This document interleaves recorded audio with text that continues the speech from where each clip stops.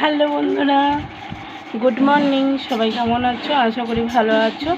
But আমি খুব একটা ভালো ছিলাম না বা খুব একটা খারাপও ছিলাম না, কিন্তু তোমাদের সামনে আমি ভিডিও নিয়ে আসতে পারিনি। তো আবার কথা দিয়েছিলাম অনেকবার ভিডিও করব, আজকের পর থেকে আর মিস হবে না, ছোট্ট হলেও ভিডিও দেব।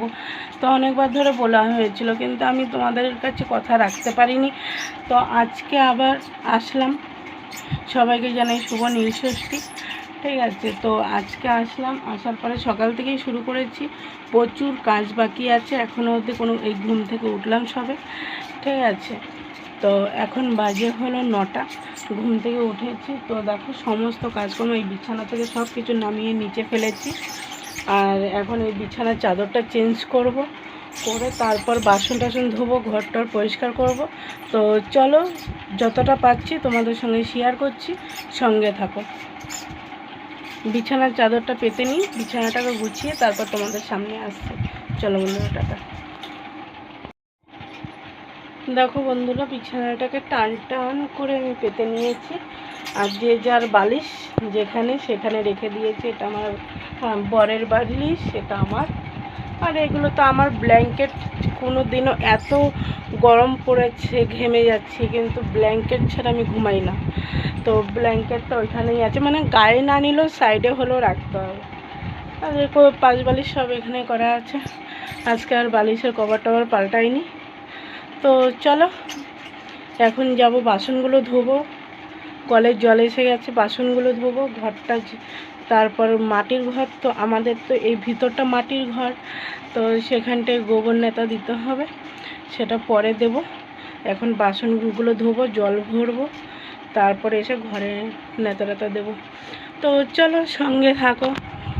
বেশ ভালো লাগছে, অনেক দিন পর ভিডিওটা করছি, অনেক দিন পর তোমাদের সামনে এসেছি, বেশ ভালো লাগছে। তো চলো, সঙ্গে থেকো বন্ধুরা।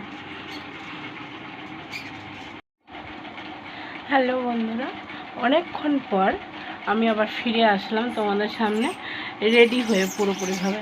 পুজো দিতে যাব, চান টান করে শাড়ি পরে, এই যে শাড়িটা পরেছি, এই শাড়িটা পরে কেমন লাগছে বলবে।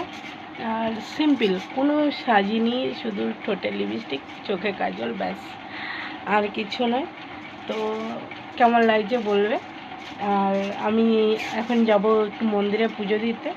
তো ঘরে সমস্ত কিছু কাজ কমপ্লিট, ঘরে গোবর টোবর দিয়ে পুরো একেবারে বাসন টাসন ধুয়ে সমস্ত কিছু করে কমপ্লিট। এই দেখো, তো এখানে সব বাসন টাসন ভর্তি, ধুয়ে টুয়ে রেখে দিয়েছি, গ্যাস ট্যাস পরিষ্কার করে নিয়েছি। এইখানে বাড়িতে এসে লুচি কুমড়োর তরকারি হবে, তার জন্য ছোলাও ভিজিয়ে রেখেছি, এগুলো সব করে রেখেছি। কাঁচা ধোয়া সব কমপ্লিট হয়ে গেছে, অনেকক্ষণ পর তোমাদের সামনে আসলাম। তো এখন বাজে কটা? এখন বাজে 1টা। আমি এখন যাব পুজো দিতে। তো পুজো দেওয়ার জন্য এখনও ফল টল কিছু আনা হয়নি, একেবারে নিয়ে তারপর চলে যাব মন্দিরে। তো বাড়িতে যেগুলো আছে, দুধ, ফুল, বেলপাতা, আমাদের আম দিতে হয় আজকে, আম টাম নিয়ে বেরিয়ে যাব। বাইরের থেকে মিষ্টি আর একটা যদি ডাব পাই ডাব, নয়তো নারকেল, যাই হোক কিনে নেব মন্দিরের সামনে থেকে, কিনে নিয়ে পুজো দিয়ে দেবো।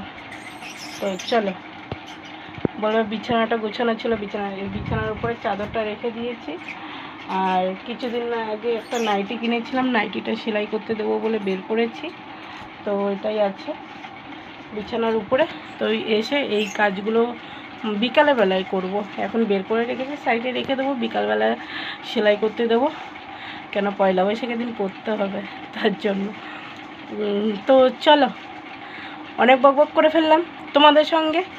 তো এখন সমস্ত পুজো সব কিছু গুছিয়ে নিয়ে তারপর যাব। হাতে নেল পালিশও পরিয়ে নিই, দেখো কেমন লাগছে। তো চলো, সব কিছু গুছিয়ে নিয়ে তারপর তোমাদের সামনে আসছি মন্দিরে গিয়ে। চলো, টাটা। এই যে আমার নীলষষ্ঠী পুজোর থালা, এখানে দুধ, গঙ্গার জল, আম, আপেল, কলা, আর এটা আমাদের লাড্ডু আছে। বাস চলো, মোমবাতি, ধূপকাঠি এগুলো তো আছেই। আর এটা আমার বান্ধবীর থালা। আমি নারকেলটা এখনও নিইনি, যদি নারকেলটা পাই তাহলে নেব। তো চলো চলো পুজো দিতে যাই, মন্দিরে গিয়ে দেখা করছি।